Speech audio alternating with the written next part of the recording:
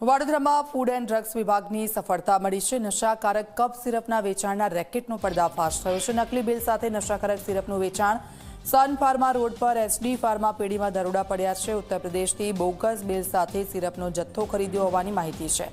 9000 નશાકારક સિરપનો જથ્થો જપ્ત થયો છે।